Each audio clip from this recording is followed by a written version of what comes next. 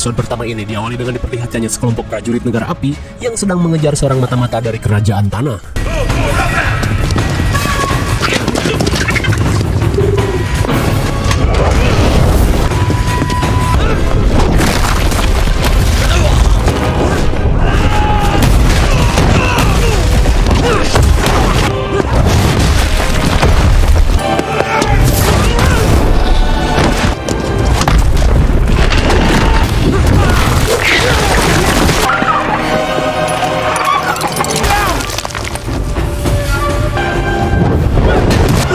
Setelah memberikan gulungan, prajurit ini memerintahkan temannya untuk segera pergi dan memberitahu kerajaan tanah jika negara api akan memulai peperangan.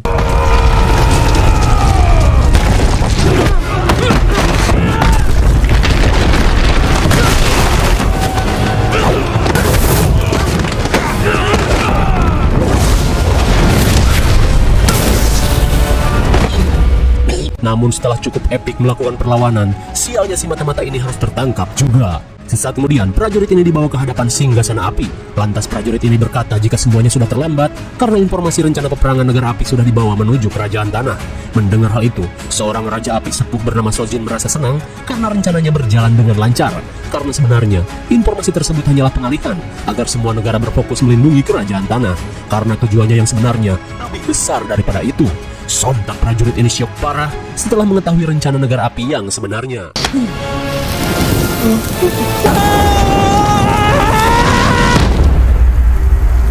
Dan ternyata Sojin berencana untuk meratakan semua orang di kuil udara selatan guna menghabisi seorang avatar yang terlahir di antara pengembara udara. Earth, water, air, fire. The four nations have lived in harmony. The one person with the ability to master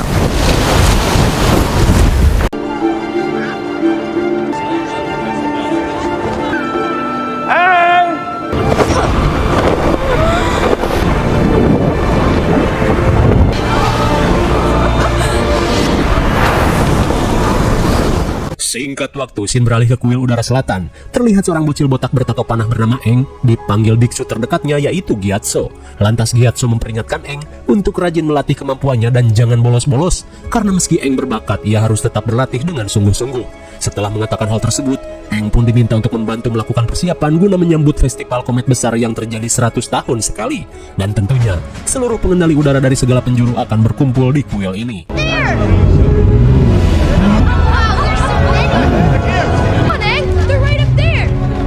Did you tell him? Dirasa Gyatso belum memberitahu informasi penting pada Eng, ia pun diajak rekannya untuk melakukan rapat dengan para petinggi. Di tengah rapat, Gyatso dan para petinggi lain membahas perkara Eng yang masih berumur 12 tahun, namun dinyatakan menjadi reinkarnasi avatar selanjutnya setelah avatar Roku dari negara api. Namun di saat itu pula, Gyatso merasa khawatir dengan Eng yang harus memikul beban berat di usianya yang masih bocil. Namun para petinggi mengatakan jika hal tersebut merupakan sebuah takdir bagi Eng untuk memikul kedamaian dunia. Apalagi menurut informasi, Raja Sojin sudah berencana memulai peperangan pada kerajaan tanah, dan Eng harus segera berlatih mengendalikan ketiga elemen lain. Dirasa ada benarnya, Gyatso yang tak punya pilihan lain akhirnya berencana memberitahu Eng. I'm actually not old enough to have seen that. Beberapa saat kemudian, Gyatso mengajak Eng ke kuil avatar terdahulunya yaitu avatar Yang Chen. Dan Yang Chen merupakan avatar dari pengendali udara. Hingga setelah dia wafat, avatar baru terlahir di negara berikutnya sesuai siklus, yaitu dari suku air, kerajaan tanah, dan yang terakhir dari negara api yaitu Roku. Dan setelah 12 tahun lalu Roku wafat, avatar berikutnya akan kembali terlahir di pengembara udara.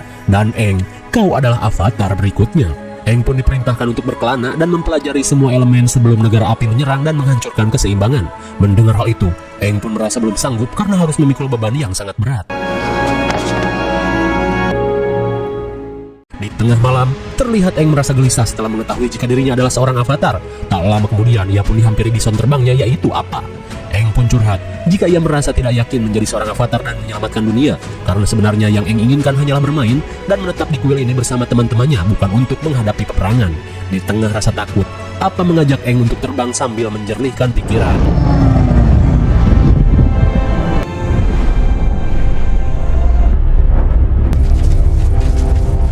Namun saat Eng pergi, Raja Sojin dan prajuritnya sudah bersiap melakukan penyerangan berkat kekuatan dari komet yang membuat mereka semakin OP.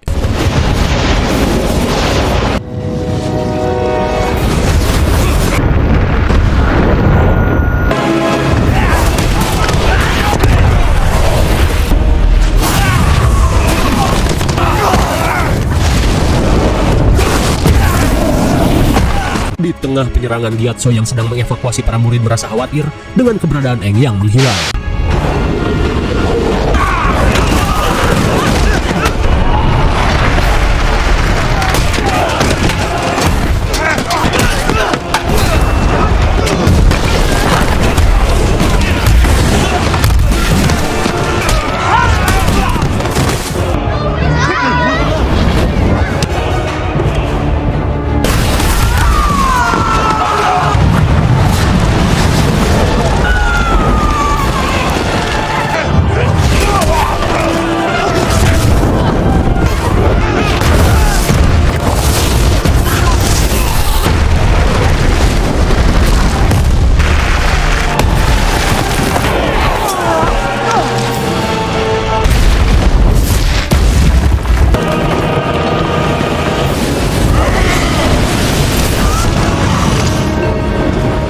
Dirasa hanya tersisa dirinya seorang, Gyatso pun bersiap menghadapi pasukan negara api.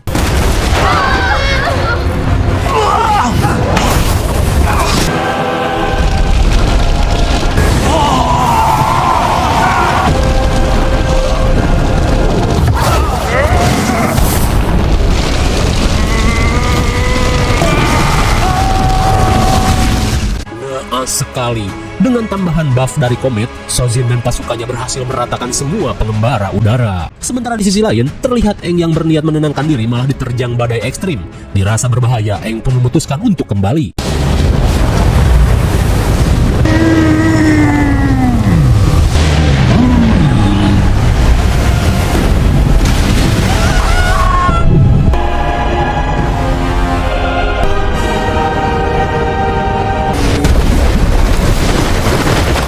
Singkat cerita, 100 tahun kemudian, terlihat seorang gadis cantik dari suku air bernama Katara sedang mengasah kemampuannya untuk mengendalikan air. Dirasa cukup lelah berlatih, Katara pun menyudahi latihannya dan kembali ke desa.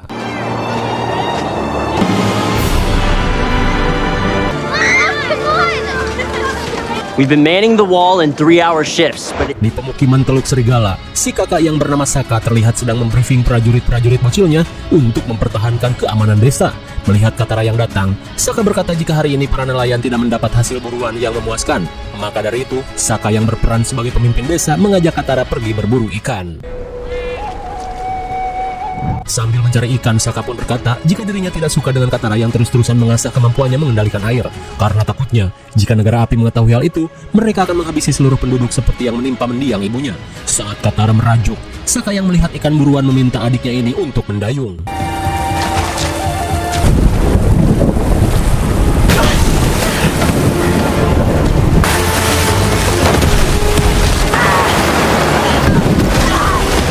Setelah Mubui terbawa arus, sontak Saka pun panik saat melihat perahunya hanyut terbawa arus. Namun di saat itu pula Katara pun terkesima saat melihat bongkahan es berbentuk bola besar di hadapannya.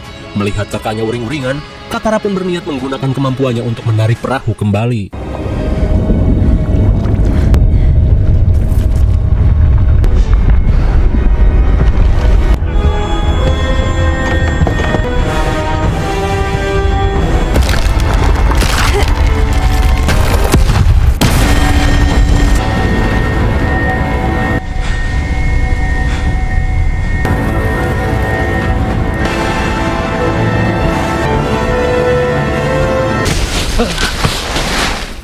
Sontak mereka pun heran saat melihat Aang yang muncul dari bongkahan es dengan cahaya yang bersinar. Khawatir dengan keadaan Aang, Katara pun berniat membawanya ke desa. Sekembalinya ke desa, si nenek bernama Grand terlihat syok saat melihat tato panah di sekujur tubuh Aang yang menandakan seorang pengendali udara.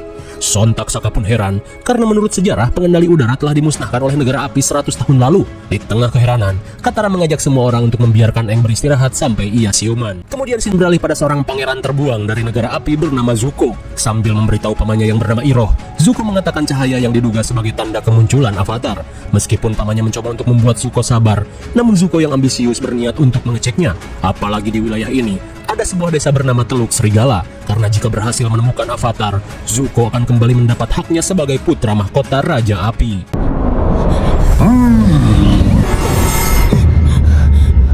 Kembali pada Aang yang baru tersadar dari tidur panjangnya.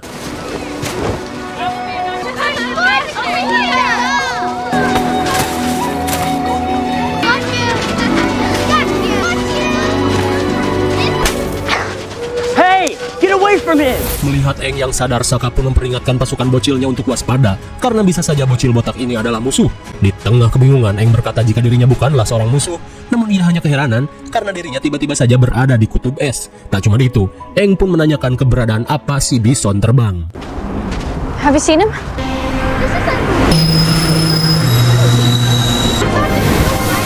6 legs, horns.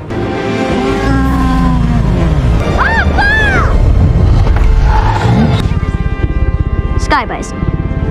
Betapa senangnya Eng, karena apa juga selamat dalam insiden badai ekstrim. Sesaat kemudian, Eng pun diinterogasi si nenek tentang siapa Eng sebenarnya. Lantas Eng pun menceritakan semuanya yang telah ia lalui hingga diterjang badai besar. Eng pun mengatakan jika dirinya tinggal di kuil udara selatan, bahkan mereka pun baru saja menyambut festival komet besar. Mendengar festival komet besar 100 tahun lalu, si nenek langsung kaget dan menceritakan sesuatu. Earth, fire, air, water. Dahulu kala keempat negara hidup dengan damai, namun semuanya berubah saat negara api menyerang semuanya. Dan hanya Avatar yang mampu mengendalikan keempat elemen yang bisa menghentikannya. Namun saat dunia membutuhkannya, dia menghilang. Setelah mengatakan hal itu, Grand menambahkan jika kuil udara selatan adalah tempat pertama yang dimusnahkan oleh negara api. Dan Eng diberitahu jika selama ini ia terjebak di dalam es selama 100 tahun. Sontak Eng pun syok parah setelah mendengar kenyataan yang sangat menyedihkan ini. Are you okay? Beberapa saat kemudian, Katara yang melihat Eng depresi mengajaknya untuk jalan-jalan sembari menceritakan sesuatu. Kemudian Katara menceritakan jika sejak dulu negara api memang dikenal sebagai kerajaan yang kejam, yang menjajah seluruh negara, termasuk desa ini yang berjuang mati-matian menghalau negara api, hingga menyebabkan kematian pada kedua orang tua Katara. Setelah menceritakan hal tersebut, Katara pun berniat mengajak Eng ke suatu tempat. Part of the Fire Nation's first attacks on the Water Tribe. Sesaat kemudian, mereka pun tiba di dalam puing kapal bekas penyerangan negara api, dan di tempat ini pula Katara melatih pengendalian air secara diam-diam. You're a waterbender. Melihat Katara kesulitan, Eng memberikan sebuah tips pada Katara. By finding balance, it's about energy, the energy.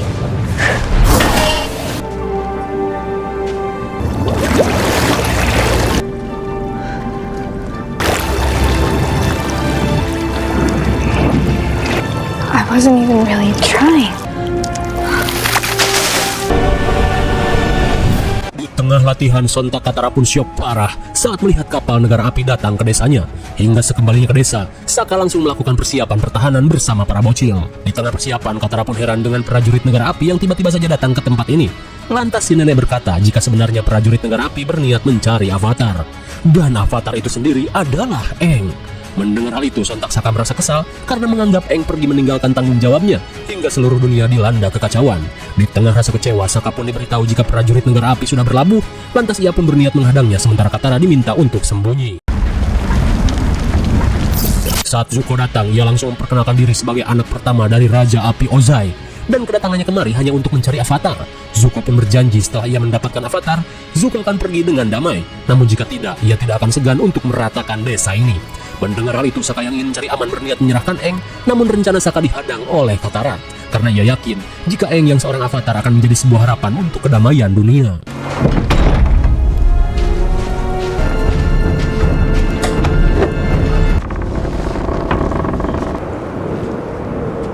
Dengan gagah berani, Saka pun berusaha mengusir Zuko dari tempat ini. Dan cerdiknya, ia yang tahu diri menantang Zuko Baiwande dan jangan keroyokan.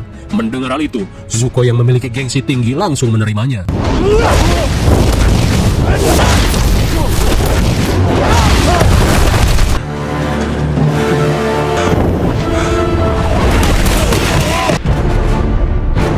Leave him alone!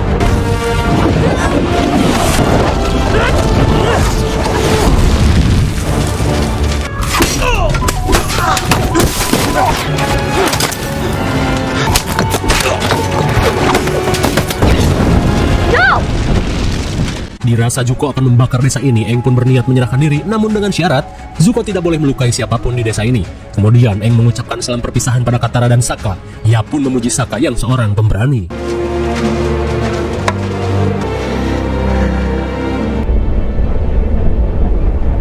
Setelah kapal negara api pergi, Sokka yang akan pergi menyelamatkan Aang menyerahkan kepemimpinannya pada salah satu remaja di desa ini. Sementara di sel tahanan, Aang yang terkurung ditemui oleh Iroh. Lalu Aang yang penasaran menanyakan alasan negara api menyerang dunia.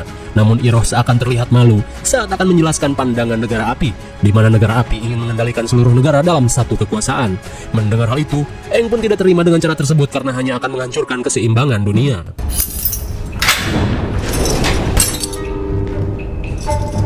Dengan cerdiknya, Aang berhasil mencuri kunci dari saku penjaga. Sementara di sisi lain, Sokka dan Katara yang selesai melakukan persiapan terlihat bingung dengan cara apa mereka menyusul kapal negara api. Kembali pada Aang yang sedang menyelinap kabur. Di ruang pribadi Zuko, Aang menemukan sebuah buku yang membahas tentang reinkarnasi Avatar.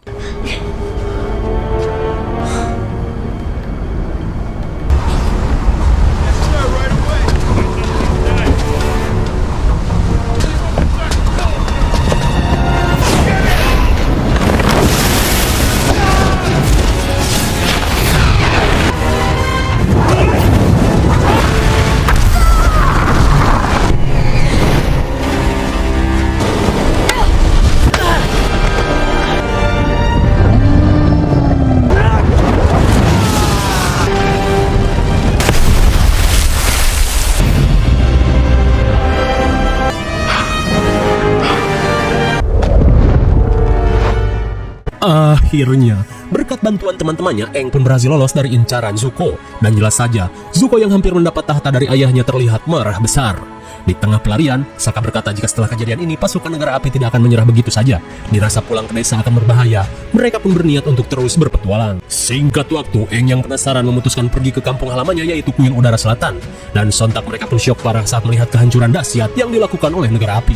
Di tengah rasa syok, Aang pun berniat mengecek kuil tempat patung Yang Chen berada.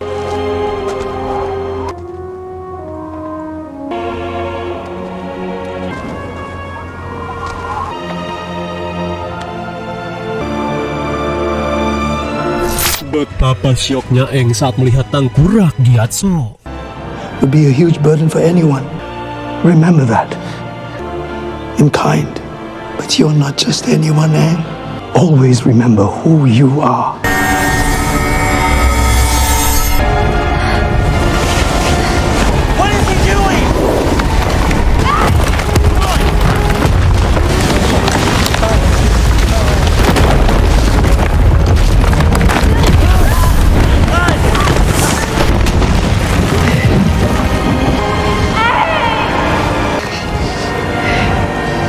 This power.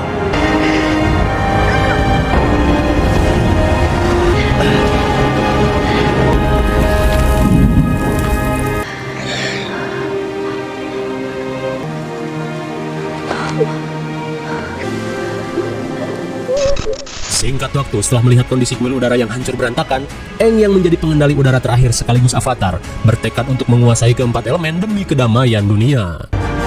I don't know where this will all lead, but the one thing I do know is, and I don't know if I have what it takes, I'm the Avatar.